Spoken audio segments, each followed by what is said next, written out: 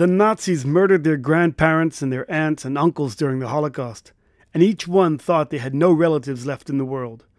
Now, 66 years after the end of the Second World War, two cousins held an emotional first-ever meeting in Jerusalem.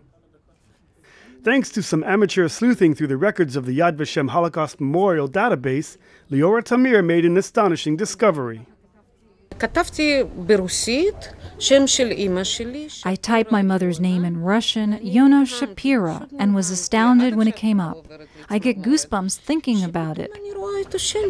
She found out that the name of her mother had been added back in 1956, but not by her.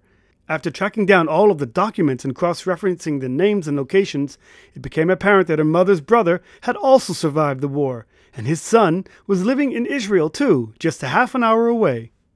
Liora Tamir grew up an orphan in the Soviet Union after her mother died.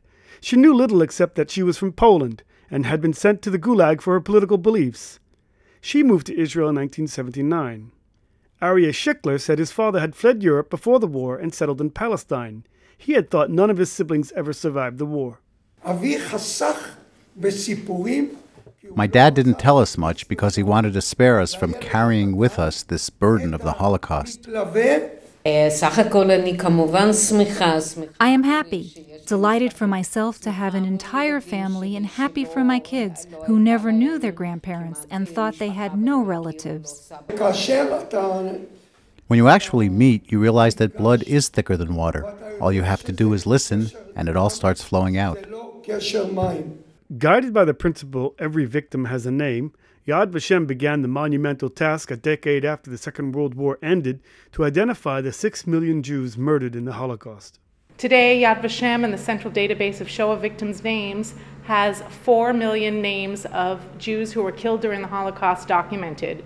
We are still reaching out to communities worldwide to ask them to help us reach out to the members of their communities and ask them to fill out pages of testimony in memory of their loved ones who were killed during the Holocaust.